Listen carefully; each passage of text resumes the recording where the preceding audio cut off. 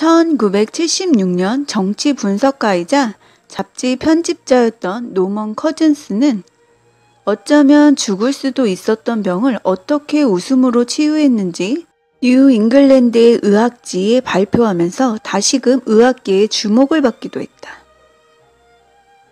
1년 후 출판한 베스트셀러에서 자신의 이야기를 더 자세히 들려주고 있는데요. 강직성 척추염이라는 일종의 퇴행성 관절염 진단을 받았다.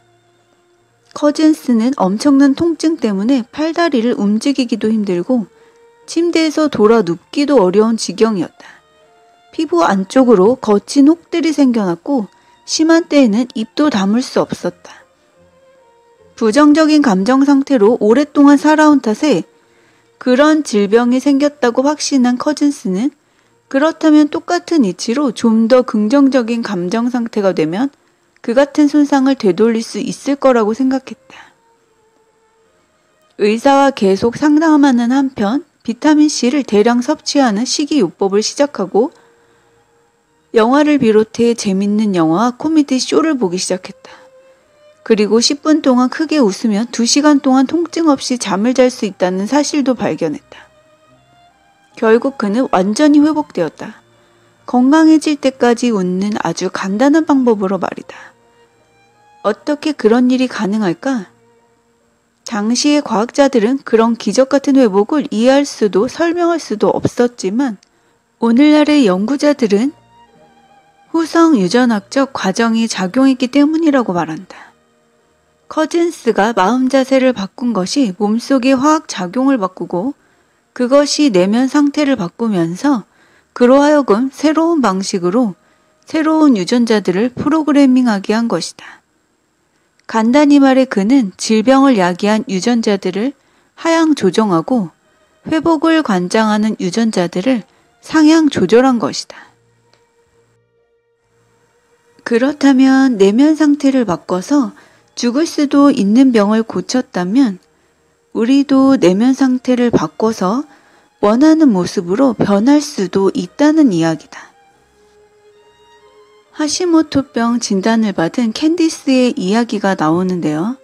이 병은 면역체계가 갑상선을 공격하는 자가 면역 질환이다. 갑상선 기능 저하가 주된 증상이며 때때로 발작적인 갑상선 기능 항진을 동반되기도 한다.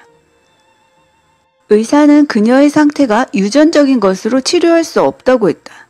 죽을 때까지 하시모토병을 달고 살아야 하며 항체 수치가 변하지 않을 테니 무조건 갑상선 약을 먹어야 한다는 것이었다. 캔디스는 자신의 병을 받아들이지 않기로 했다. 병을 부른 그 마음이 다시 건강을 부르리란 사실을 거듭 되새겼다.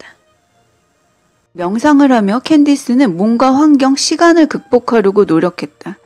명상을 하고 일어날 때는 명상을 하기 위해 앉았던 그 사람과는 다른 사람이 되어 일어나려 했다. 분노하고 좌절하던 외부 환경에 화학적으로 중독되어 있던 과거의 자신에게 벗어나고 싶었기 때문이다. 다시는 그 사람이 되기는 싫었다. 몸속에 저장되어 있던 감정의 에너지들을 풀어주자 새롭게 풀려난 에너지로 캔디스는 새로운 미래의 풍경을 보기 시작했다. 그녀는 스스로에게 어떻게 행동하고 싶은지, 어떻게 느끼고 싶은지, 어떻게 생각하고 싶은지 물었다. 몇 달 동안 아침마다 감사하는 마음으로 일어나면서 캔디스는 원하던 새로운 미래가 이미 일어났다고 자신의 몸에게 감정적으로 주지시키곤 했다. 그 결과 새로운 유전자가 새로운 방식으로 발현되었고 그녀의 몸은 항상성을 되찾아갔다. 발병 진단 7개월 후 캔디스는 다시 의사를 찾았다. 의사는 변화한 그녀를 보고 놀라지 않을 수 없었다. 이 모든 일이 있고 얼마 안 되어 나는 캔디스와 함께 저녁 식사를 했다. 몇 달째 약을 복용하지 않았는데도 아주 건강해 보였고 머리카락도 다시 자랐다. 기분도 아주 좋아 보였다. 그녀는 지금 자신의 삶을 정말 사랑한다고 몇 번이나 강조했다. 존재 상태는 자력과 같아서 그 상태에 맞는 사건들을 끌어들인다. 자신과 사랑에 빠졌을 때 캔디스는 사랑하는 사람을 끌어올 수 있었다. 그녀는 기쁨에 중독된 것이 아니라 불행 중독에서 벗어난 것이었다. 과거의 존재 상태로 살 때 자신이 희생자요, 자신만 늘 힘들게 산다고 굳게 믿었다.